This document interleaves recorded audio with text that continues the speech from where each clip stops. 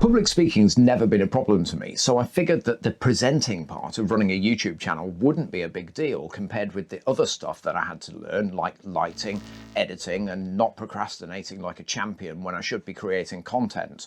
So you can imagine my dismay when the first time I watched back a recording of myself, I realised I was actually a bumbling, incoherent wreck when faced with a camera.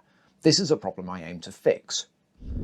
I figure that what's happening is that when I'm talking to a person or a crowd, my brain's ability to generate words pretty much matches the speed my mouth says them.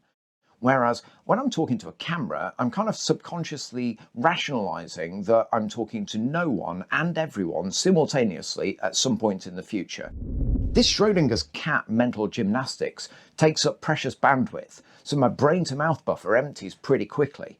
This could explain why, when I'm looking down a lens, I take uncomfortable pauses or fill in the gaps with dinosaur spatula garbage word salad. One way to solve this problem is to practice, but that takes time. A different solution is to use a gadget to circumvent my personal limitations, which is much more my style. I need a teleprompter. Of course I could buy one, but where's the fun in that? Today's challenge is to make one, out of scraps, in a cave. I'm also going to add a couple of extra features that don't exist in a standard device, because projects are always more interesting when they're dubious. First, let's go into the sciencey bit. In 1862, a bloke called Pepper created a cool theatre special effect where he made a ghostly image appear on stage as if by magic. Here's how it works. Let's say we were producing Hamlet, and we want his dead dad to show up spookily for the dramatic bits. What we'd need is one bright light, one Patrick Stewart, and a big sheet of glass. We position the glass on the stage at 45 degrees to the audience. Then we put Sir Pat and the light in the wings at 45 degrees to the glass.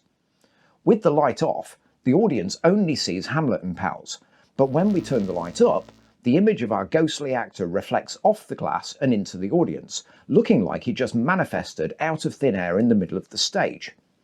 A teleprompter works just like the Pepper's ghost trick, except we shrink it down, replace the audience with a camera and the actor with a monitor. Since the monitor's backlit, we can get rid of the light too. The camera can see through the glass to the presenter, and the presenter can see their script in the monitor's reflection. But the camera can't see the monitor because the glass is angled the wrong way for that to happen. Now we stuff all this in a box to minimize stray light, and there we have it. The illusion now is that the presenter appears to be looking at the camera, when actually they're just reading their lines and not looking down the lens at all. Here are the parts I'm planning to use. An old laptop with a broken hinge that I'm probably never going to get round to fixing, so I might as well use it for this. A sheet of 2mm acrylic for the reflector, which is cheaper and easier to work with than glass. An HDMI capture card, I'll go into that later. And some AI. Hello there. Because it's 2025, so of course everything needs to have added AI ketchup now. I've also dug out some random bits of MDF, hardboard and aluminium from my shed, various screws and other hardware vitamins, and some filament so I can 3D print some stuff. Now I'll measure all this up, throw it into CAD and start to play about with the design. See you in a minute.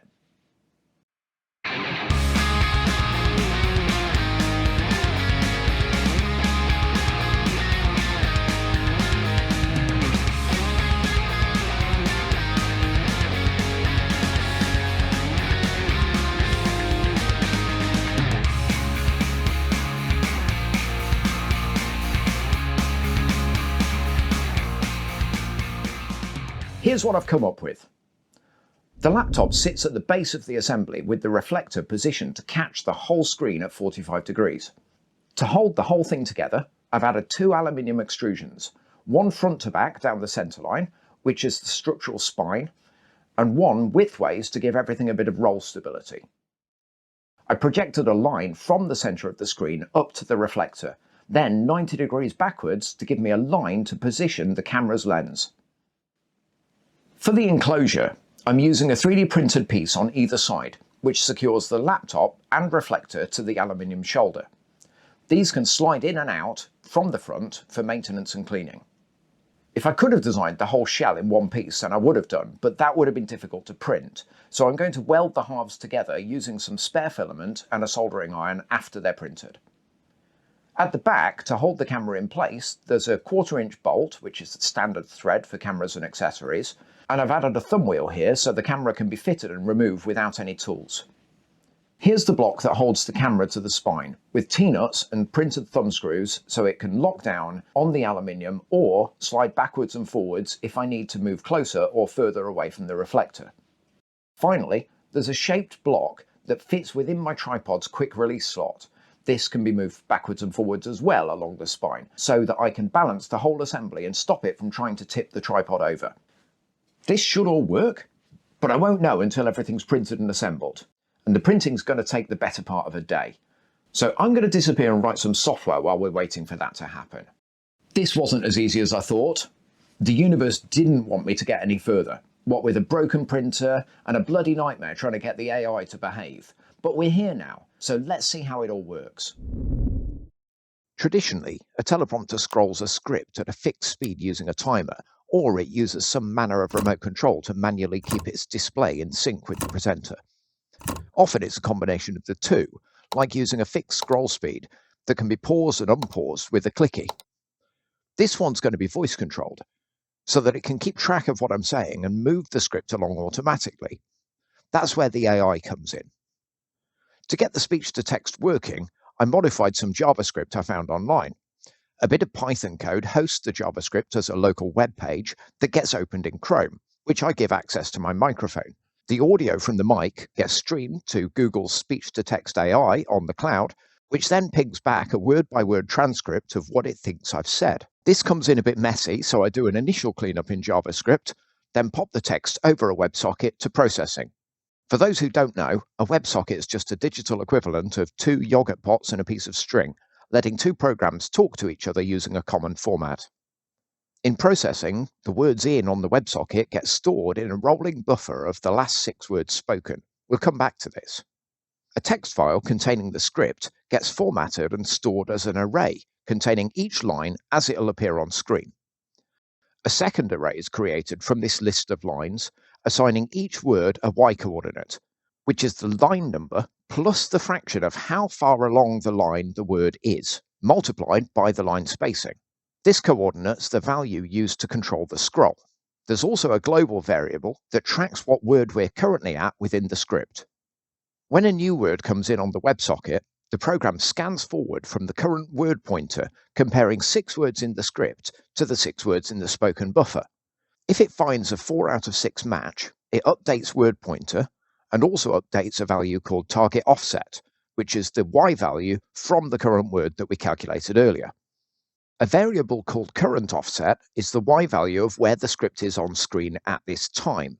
So if the target offset and the current offset are different, the screen needs to scroll. And it does this by travelling 1/20th of the difference between the 2 values each screen refresh, giving us a nice smooth scroll down. Here we go then. This is the first time putting the software and all of the hardware I'm going to be using together. Not assembled yet, but I've got the laptop that it's going to be running on, camera, this is my main camera, that is currently sitting on a cable reel behind my laptop so that it's just peeking over the top. Looking out the side of the camera, you can see that I've got a big lead coming out of the side. That is the mini HDMI, which would normally go to a display monitor. That is coming out. If you look on, and it feeds around the back, and then it goes into that little grey box over there. That little grey box is the HDMI capture. So that feeds it in as a video stream to the computer on a USB, so it basically behaves the same as a webcam. The interesting thing about this was that I was expecting to either have to use the laptop's genuinely rubbish microphone built in, or to have to take some conference microphone and jam that into the laptop on an extra USB port in order to be able to hear what's going on in the rest of the room. But then I realised that the HDMI from the camera via the video capture card, that's carrying the audio as well. So In actual fact, the computer can hear exactly what you can hear via my camera that's doing all the recording. So isn't that spectacular? You can see on screen right now, I've got the opening scroll for Star Wars Episode 4, A New Hope, because if I'm going to be playing with scrolling text, then why not choose the most definitive of all scrolling texts? So let's give that a read. Let's give that a read and see whether it works. A long time ago, in a galaxy far, far away, it is a period of civil war. Rebel spaceships striking from a hidden base have won their first victory against the evil galactic empire. And I'll stop there for a minute. Now, you can probably see, if I switch to that camera, that I'm completely hands-free at the moment. This is 100%, no interface required. Once you've got this software running, you just talk at it, and any commands that I want to give it are done by voice command. So, let's say that I wanted to start again. Command, restart. There we go. Scroll back to the start. And it's ready for me to read it from the start as well. So the voice pointer for where it thinks I am has moved to the beginning as well. So I can start again. A long, long time ago, in a galaxy far, far away. Wicked. Let's say that I'd already read the next paragraph and I was quite happy with that take, but I really wanted to do the third paragraph again. So what if I said, command, down. Well, that seemed to work pretty well. By contrast, I can go command, up. Brilliant. What if I wanted to use my teleprompter as a video preview, a monitor? Command, mirror. So I can now see not only my text that I need to be reading, but also what the camera can see. Let's say I wanted a better preview, not confused by the teleprompter. So I'm like, oh, I'm not happy with this camera position, I want to put it somewhere else. So command, script, and that will turn the script off. So that's pretty good. I think we're cool. I think we're peachy. Right, I better get on with the actual physical build of this now that I know it all works.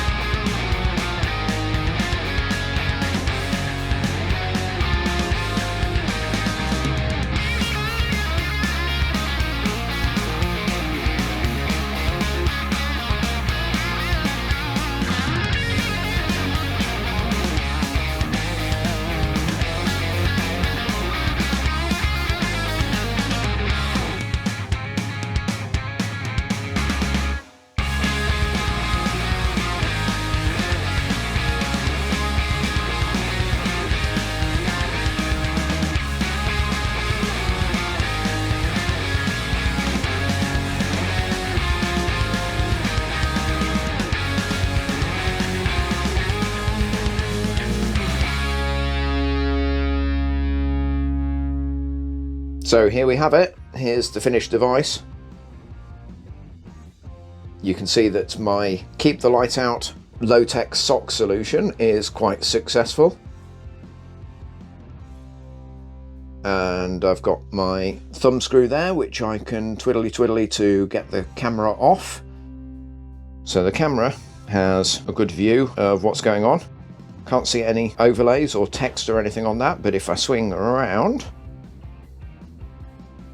you can see that actually opening crawl from Star Wars A New Hope. Let's have a look at the preview then. Command, mirror, command, script. Oh, I think that's pretty good. Pretty happy with that. Now comes the real test. My son's written me a test script that I've never seen, and I've got to use the teleprompter to present it. This will really show whether the device is useful and resilient, since I've got a feeling that Mark's going to try and trip me up, or the software, or both. So here goes. So, as you might be wondering, how am I supposed to use this teleprompter? And what does a camera have to do with instantaneous travel? Allow me to explain. We use a complex artificial intelligence to determine what a person is from the surroundings with a 50% accuracy, which I think is a passing grade somewhere in the world. The lens from the camera then gathers light from the room and focuses it, causing rays of concentrated light that disintegrate each cell of the body. Each cell is then saved as a bit, but due to budget constraints, we only have one byte to spare. Which does mean that we're limited to sending 8 cells of a person. It stopped. I'm laughing too much. It stopped. Which does mean that we're limited to sending 8 cells of a person. We decimate the entire body anyway, just in case it happens to work one time. This is then reconstructed at the other end to facilitate telepromptation. I don't really know how the reconstruction works. I got ChatGPT to figure it out, and I'm just trusting that it works. 8 cells is very small, so unfortunately I can't tell you if we have or haven't had a successful trial yet. But if you subscribe to this video right now, maybe I can afford to buy a microscope to give you an update. Thanks, Mark. I honestly didn't expect this project to be as successful as it was. This is a genuinely useful device that works way better than I anticipated. The icing on the cake is that the only part I didn't already have was the Perspex sheet, so the whole thing cost me, are you ready for this, a minuscule £10. If you enjoyed this, please do me a favour and subscribe. It'd be great to hit 1,000 subs so that I can get some of that sweet YouTube monetization to fund more projects in the future.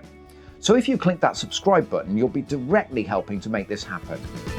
If you have any ideas for the next project, then let me know in the comments. In the meantime, thanks for watching, and if you want to look at another interesting project of dubious potential, here's a card. See you next time.